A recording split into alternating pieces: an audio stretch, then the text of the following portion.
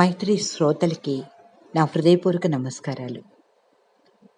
మైత్రి కథా విభాగంలో మహోత్సవం కథ, రచన జలంధర.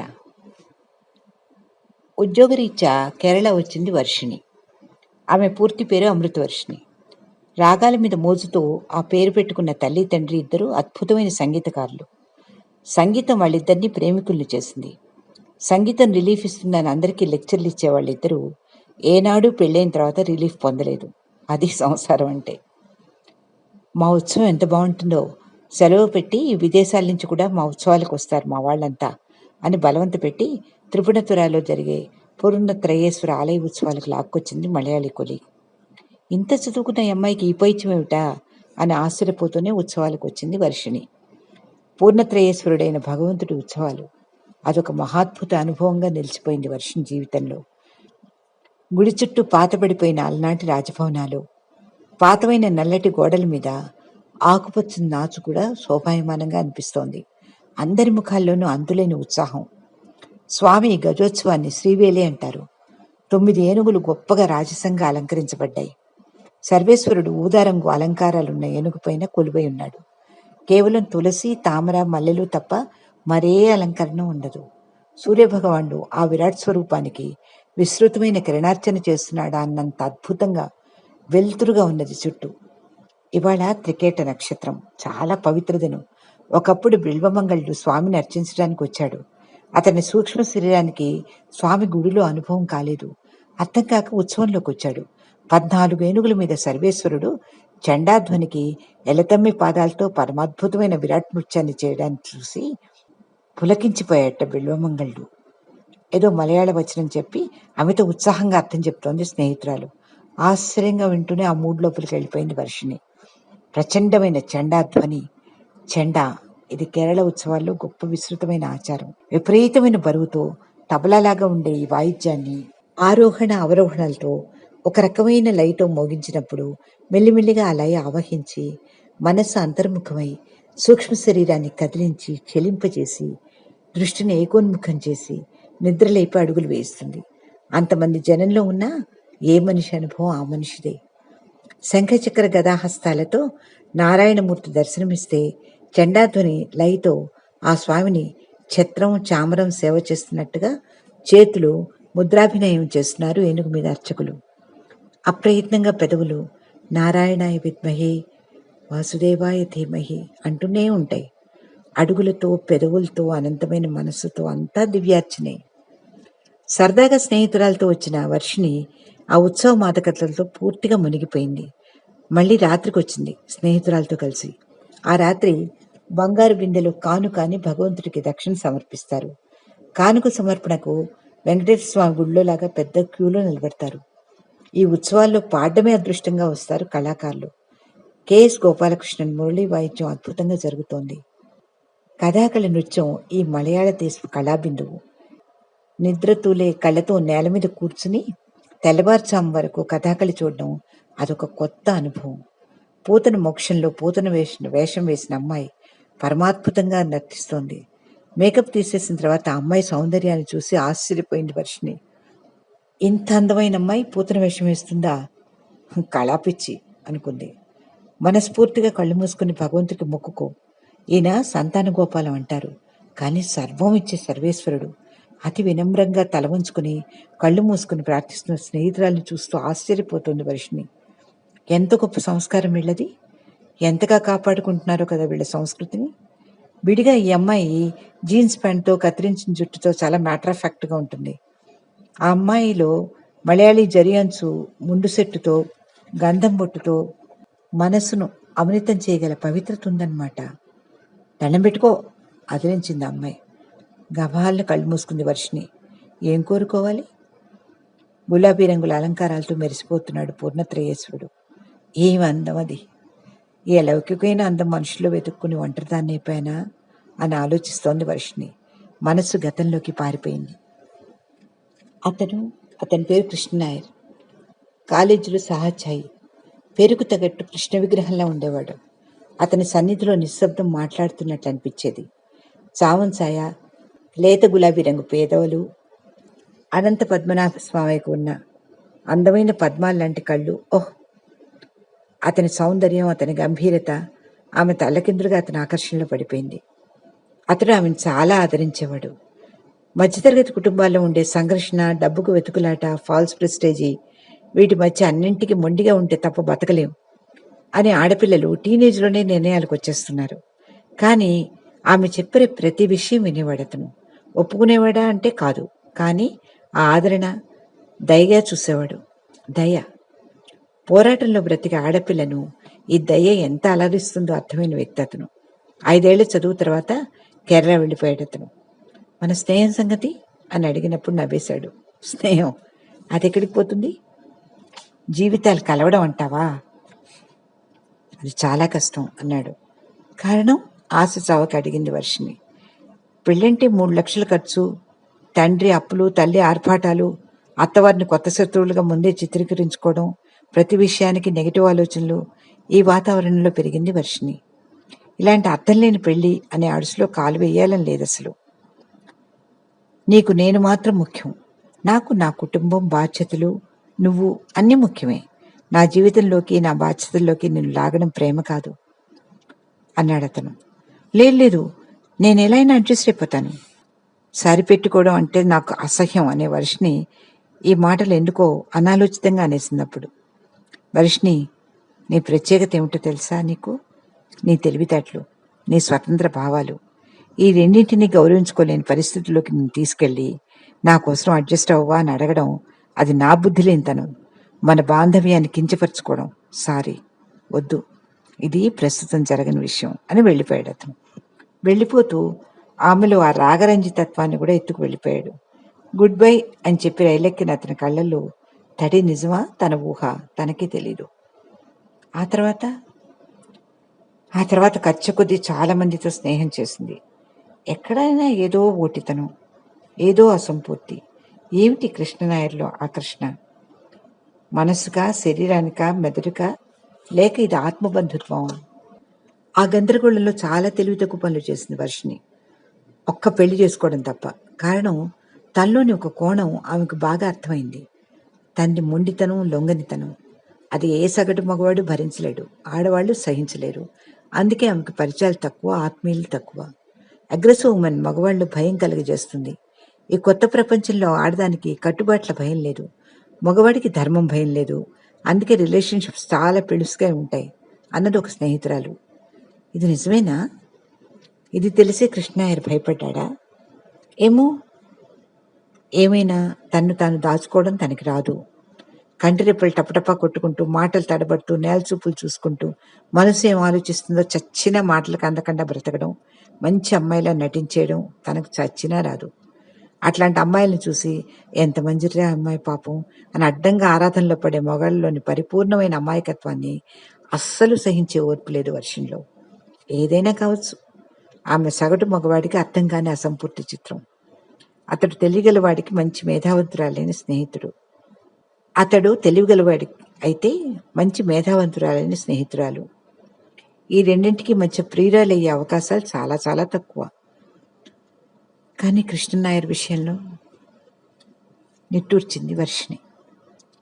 అయిందా ప్రార్థన? పదపోదాం. చేయి పట్టుకుని జనంలోకి లాక్కెళ్ళిపోతుంది స్నేహితురాలు. ప్రార్థన ఏమిటిది? కళ్ళు తెరిచుంటే కనీసం పరిశీలన ఉండేది. కళ్ళు మూసుకుని తనేం చేసింది? ఏమిటి ఆలోచనల ఉప్పన, ఉపద్రవం? ఏనుగుపైన వెలిగిపోతున్న పూర్ణత్రయేశ్వరుణ్ణి చూసింది వర్షిణి.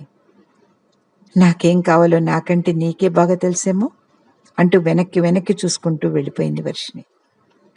హోటల్కి రాగానే interdependence is a higher value than independency.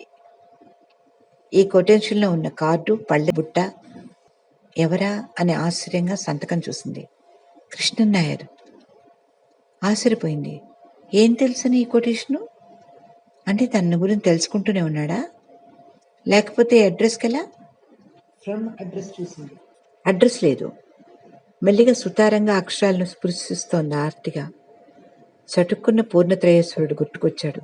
Thank you so much మనస్ఫూర్తిగా అనుకుంది వర్షిణి.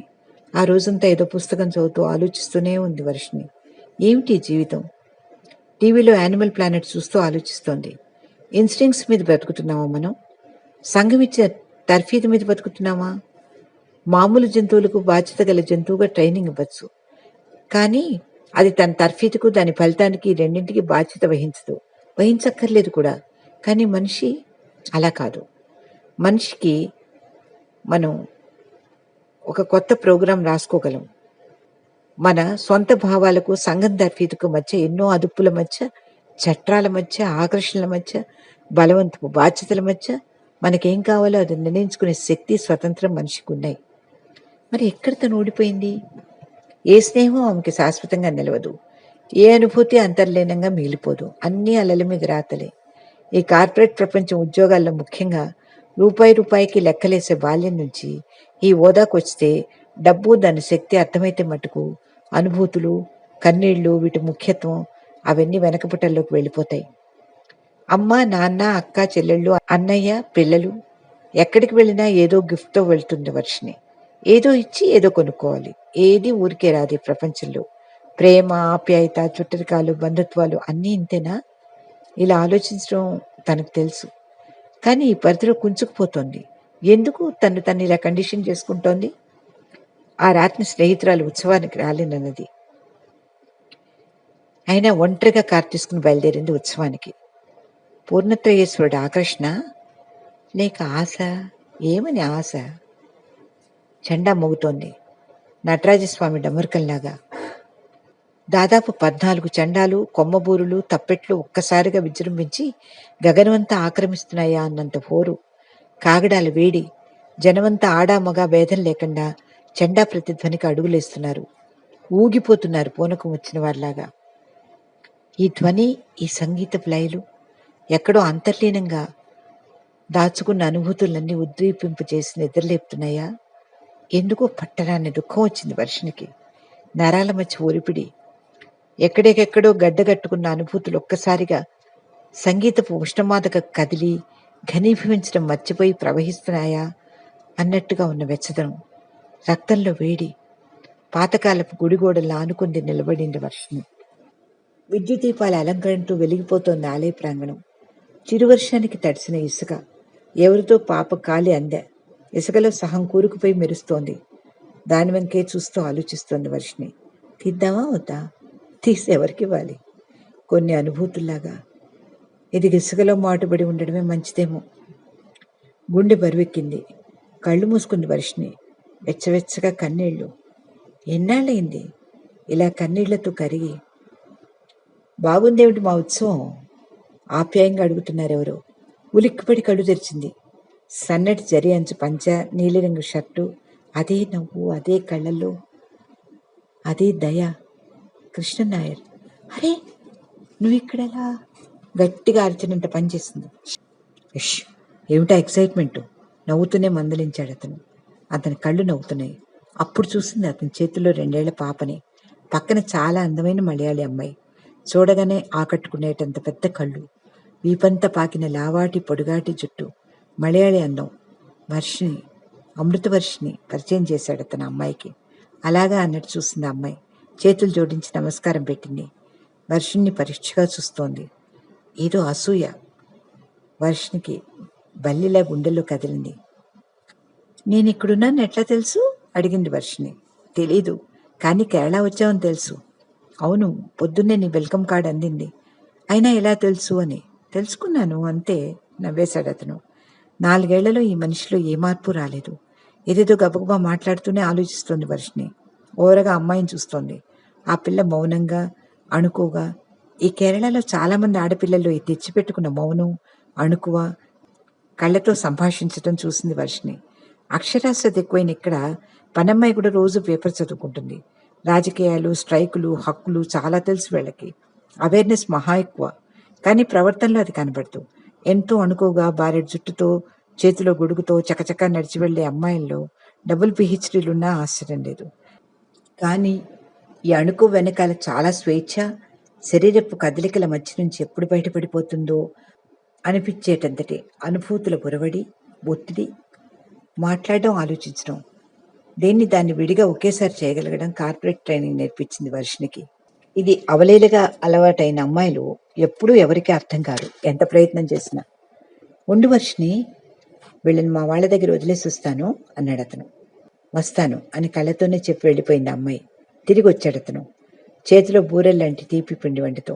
ఇప్పుడు చెప్పు, ఎలా ఉన్నావు? ఇసుకలో కూర్చున్నారు ఇద్దరు గోడను ఆనుకుని. గులాబీ రంగు పంజాబీ డ్రెస్సు, తడుక్కుమంటున్న డైమండ్ రింగు. పరీక్షగా ఆమెనే చూస్తున్నాడు అతను. ఎలా ఉంటాను? ఇదిగో ఇలా. నువ్వెలా ఉన్నావు? అయినా నీకు పెళ్ళైతే కనీసం శుభలేఖ పంపించచ్చుగా. అవును, ఆ కొటేషన్ ఏమిటి? Inter dependency is a higher value than independency అని. చాలా చాలా ఆలోచిస్తున్నాను దాని గురించి. గబగబా మాట్లాడేస్తుంది వర్షిని అతని వంక చూస్తూ, మళ్ళీ అతను కనబడ్డేమో అన్నంత ఆర్తిగా చూస్తూ. ఇసుక గుప్పెళ్లలో పట్టి జారబిడుస్తోంది. మధ్య మధ్యలో చేతులు దులుపుకుంటోంది.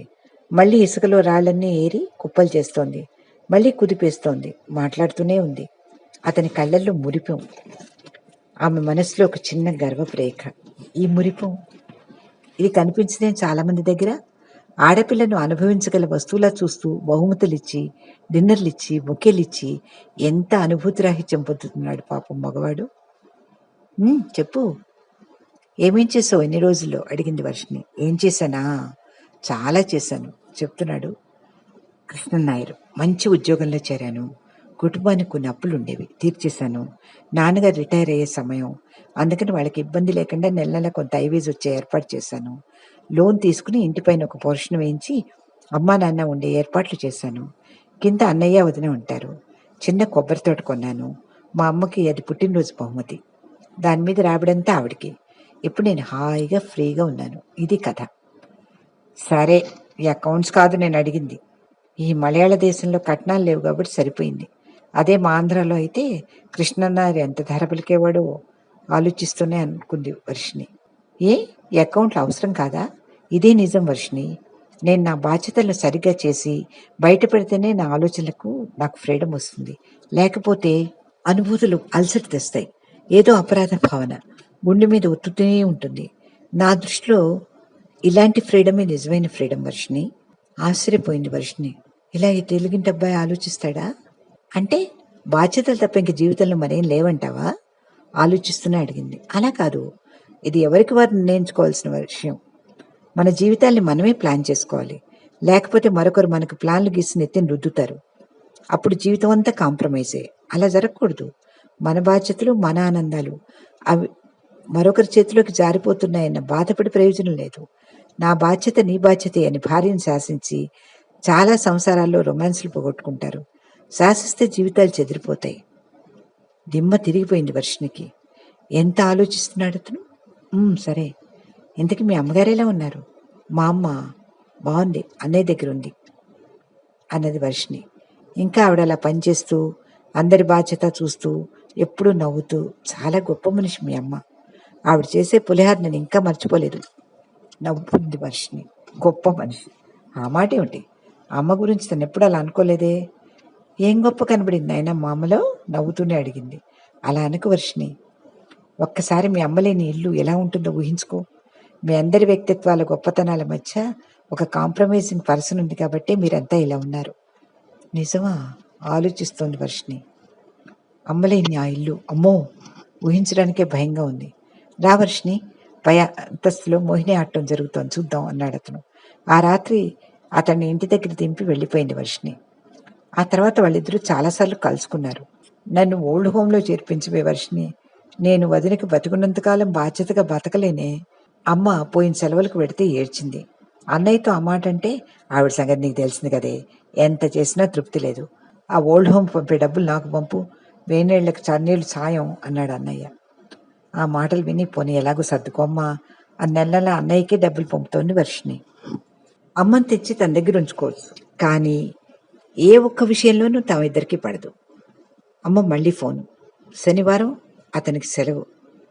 ఇంటికి వచ్చాడు. అమ్మ సంగతి కృష్ణనాయర్తో చెప్పింది. వర్షిని, నాకు తెలిసిన మంచి ఓల్డ్ హోమ్స్ ఉన్నాయి, వెంటనే అమ్మని జాయిన్ చేయి. అది కాదు కృష్ణ. ఏది కాదు వర్షిని? ఈ దేశంలో ఇంట్లో ఉండి అన్ని అమర్చిపెట్టి అందరి మూడ్స్ను భరించే ఆడవాళ్లకు జీతం లేదా, రిటైర్మెంట్ లేదా, పెన్షన్ లేదా? వాళ్ళ పేర్ల మీద ఆస్తులుంటే వాళ్ళకి అవి అనుభవించకుండానే మరొక తరానికి వెళ్ళిపోతాయా? 25 ఏళ్ళు నువ్వు మరి ఏ మనిషితోనూ అడ్జస్ట్ అవ్వడానికి ఇష్టపడకుండా నీ జీవితాన్ని నువ్వు ఏర్పరచుకున్నావు. కానీ 40 ఏళ్లుగా ఆవిడ మీ అందరి కోసం మీరు ఇబ్బందులు పడకూడదంటూ అందరితోనూ అడ్జస్ట్ అవుతూ వచ్చారు. ప్రతి క్షణం స్వాతంత్రం గురించి మాట్లాడిన నీకు అది ఎంత కష్టం అర్థం అవడం లేదా? ఆమెకు ఆర్థిక స్వతంత్రం లేదు కాబట్టేగా ఆవిడ జీవితాన్ని సెంటిమెంట్లతో కట్టేసి మీరందరూ ఆవిడ జీవితాన్ని ప్లాన్ చేస్తున్నారు. ఇది తప్పు. ఆవిడకి ఏది ఇష్టమో ఏది కష్టమో మీకెవరికైనా తెలుసా? ఆవిడకి ఏది కావాలో ఏది వద్దో అని మీరు గౌరవించగలరా? నీ గోల్డ్ ఫిష్ ఫుడ్లో ఎన్ని రకాలున్నాయో నీకు తెలుసు, కానీ మీ అమ్మగారికి ఏ రంగు చీరంటే మనసో నీకు అసలు ఐడియా ఉందా? ఆలోచించదు వర్షిని, ప్లాన్ చేయి వెంటనే. నిదానంగా చెప్తున్నా అతని మాటల్లో పదునుంది. పోనీ నేను తెచ్చిపెట్టుకుందాం అనుకుంటే తన మాటల్లో ఓడుతాను, ఆవిడ అక్కర్లేని తనం తనకే అర్థమవుతోంది. తప్పులేదు వర్షిని, నీకు ఆవిడకి పడదు, మీ వ్యక్తిత్వాల క్లాష్. అలాగే మీ వదినకు కూడా అవ్వచ్చు కదా, నీకెందుకు అర్థం కాదు? నువ్వు పంపే డబ్బు మీ అన్నయ్యకి ఆసరా నిజమే, కానీ దానివల్ల మీ వదినకి ఏమన్నా బాధ్యత ఉంటుందా? మీ అమ్మకి ఏం లాభం? నిజమే, తను అన్నయ్య భరించలేని ఆవిడ వ్యక్తిత్వాన్ని వదిన అసలు ఎందుకు ఒప్పుకోవాలి? అయినా తను ఎందుకు ఇలా ఆలోచించలేకపోయింది? మెంటల్ కండిషనింగ్ అంతే. పోనీ అమ్మకి డబ్బు పంపిద్దాం అనుకుంటే ఆవిడకి అనవసరం, పైగా పిచ్చి ఖర్చులు పెడుతుంది. తాను సమర్థించుకుంటా అన్నది వర్షిని. వర్షిని, హెచ్చరికగా అన్నాడు కృష్ణనాయరు. మీ నాన్నగారు లెక్కలు కట్టి డబ్బులు ఇస్తుంటే ఆవిడ అందులో మిగిల్చి తన సొంత ఖర్చులు మానుకుని మీ ఇద్దరికి పాకెట్ మనీ ఇచ్చేవారు. గుర్తుందా నీకు? వీళ్ళకెందుకు అని ఆవిడ ఆనాడు ఆలోచించుంటే ఈనాడు నీ చేతి నిండా డబ్బు ఉంది. అయినా ఆవిడకి డబ్బు ఎందుకు అనిపిస్తోందా? నీ ఇంటికి ఒక పిల్లకి హార్లిక్స్, నీ తోటమాలికి 3000 జీతం, ఇవన్నీ నీకు అవసరాలా? కానీ జీవితంలో అవసరాలు, ప్రయారిటీసు, విలువలు ఇవి అటు ఇటు మారిపోకూడదు వర్షిని. ఆలోచించు. బుర్ర తిరిగిపోయింది వర్షినికి. ఆవిడ తన తల్లి, కానీ అతను ఎంత ఆలోచిస్తున్నాడు? ఇతనికి అమ్మ గురించి తెలిసిన దానిలో అన్నయ్యకి 5వ వంతన్నా తెలుసా? నేను అమ్మని తెచ్చేసుకుంటాను కృష్ణ, లేచి నిలబడుతూ ఆవేశంగా అన్నది వర్షిని. వద్దు, ఇక్కడ నీ ఇల్లు కాపలా, నీ కుక్కల పెంపకం, నీ పనివాళ్ళ అజమాయిషి, నీ గేటు తాళం, నీ ఎలక్ట్రిసిటీ బిల్లు ఏదన్నా అతిగా కల్పించుకుంటే నువ్వు కసురుకుంటావు, పట్టించుకోకపోతే బాధ్యత లేని దాని అంటావు. ఆవిడ్ని పెనం మించి పొయ్యిలోకి వేయకు వర్షిని. అయినా ఆవిడికి వయసులో కావాల్సింది కొత్త బాధ్యతలు కావు. ఆవిడకి వైద్య సౌకర్యం, బాధ్యతతో కూడిన సేవ చేసేవాళ్ళు, బాధ్యతలైన ఆనందం, ఇవిచ్చే ఓల్డ్ హోమ్స్ చూద్దాం, సరేనా? అతని వంక ఆరాధనగా చూసింది వర్షిని. అతని వంక చూసి నవ్వాడు. ఆ కళ్ళు దయాపారావుతారు. అతనే వెతికి ఆమె తల్లికి మంచి ఓల్డ్ హోంలో చేర్పించాడు. అక్కడ ఆవిడ ఎంత స్వతంత్రంగా హాయిగా ఉంది. లేసులు అల్లని టేబుల్ క్లాత్, అగరవత్తులు, దేవుడి మండపం, తెల్లని పక్క, శుభ్రమైన పరిసరాలు. 2 వారాల్లో ఆవిడికి చాలామంది ఆత్మీయులు, కొంతమంది ఆరాధకులు కూడా ఏర్పడ్డారు. చాలా రోజుల తర్వాత ఆమె గళం విప్పి పాడుతుంటే ఆ చుట్టుపక్కల రాగ చైతన్యం. అమ్మని ఇంత ఆనందంగా ఎప్పుడూ చూడలేస్తాము. ఎప్పుడూ ఆవిడ కళ్ళ కింద నీడలు, అనవసరమైన విషయాలకు కూడా సరిపెట్టుకోవాల్సి రావడం వల్ల కలిగే విసుగు, ఎవరూ తన మాట వినరన్న ఉడుకుబొట్టను, ఇలాగే చూశారు అమ్మని సామంతా. హాయిగా ఉన్నానే వర్షిని, ఎవరికీ బరువు కానప్పుడు, మన ఎవరూ బాధ్యత అనుకున్నప్పుడు జీవితం చాలా బాగుంటుందమ్మా. థ్యాంక్ యూ వర్షిని, తన్ని దగ్గరికి తీసుకుంటూ ముద్దు పెట్టుకుంటోందమ్మా. కన్నీళ్ళు వచ్చాయి వర్షినికి. కృష్ణనాయర్కి చెప్పమ్మా థ్యాంక్స్. తల్లి నవ్వింది అతన్ని చూసి హాయిగా. సరే, నేను ఒక విషయం అడుగుదాం అనుకుంటున్నాను.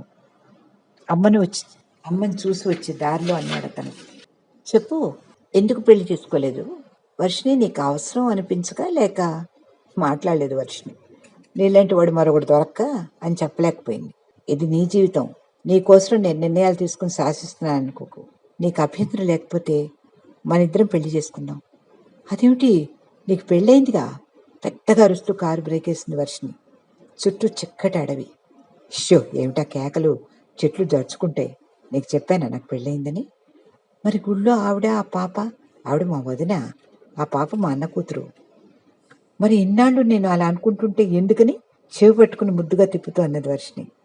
నాకు పెళ్ళయిందని తెలిస్తే నీ ప్రవర్తన ఎలా ఉంటుందా అని చూద్దాం అనుకున్నాను. మామూలు ఆడపిల్లవై ఉంటే మన మధ్య స్నేహం చంపేసేదానివి, లేదా నువ్వు నాకు దక్కనందుకు నేను బాధపడేట్లు చేసేదానివి. కానీ నువ్వు అమృత వర్షినివి, నువ్వే. మాట్లాడలేదు వర్షిని చాలా దూరం వరకు. కేవలం స్వేచ్ఛ చాలా ఆనందం ఇస్తుంది అనుకునే తను. ఎంత అబద్ధం ఇది! మరొకరికి ఆనందం ఇచ్చినప్పుడే మన స్వేచ్ఛకు అర్థం తెలుస్తుంది. అతను రాసిన కొటేషన్ ఎంత కరెక్టు. వర్షంలో అందమైన ఆకుపచ్చదనం చలికి గుర్తు వణుకుతోంది. నీకు పెళ్ళైపోయి ఉంటే నువ్వు ఒక తియ్యటి జ్ఞాపకానిగా మిగిలేదానివి. మరి నేనెందుకు చేసుకోలేదంటే, మొదట నా బాధ్యతలు. వాటిని గుర్తించలేకపోతే నేను హాయిగా ఉండలేనని నాకు తెలుసు. మరొక ముఖ్య కారణం, మరొక అమృతవర్షిని నాకు దొరకలేదు కాబట్టి. గట్టిగా నవ్వింది వర్షిణి. చీకట్లో మెరుపులు, ఉత్సవంలో చూసిన పూర్ణత్రయేశ్వరుడు గుర్తుకొచ్చి, నీకు నాకేమివ్వాలో బాగా తెలుసు అనుకుంది. Thank you చెప్పుకుంది. నీకేమివ్వాలో నాకు తెలుసు అన్నట్లు వెలుగుల మధ్య సౌందర్య శృంగార వర్షం కురిపిస్తున్నాడు భగవంతుడు. మీ సమస్యలు, ప్రశ్నలు reachgg@gmail.com ఈమెయిల్ ఐడికి మెయిల్ చేయండి. ఈ వీడియో కనుక మీకు నచ్చినట్లయితే లైక్ చేయండి, షేర్ చేయండి, సబ్స్క్రైబ్ చేయండి. జలంధర్ గారి బుక్స్ కోసం కాంటాక్ట్ చేయవలసిన అడ్రస్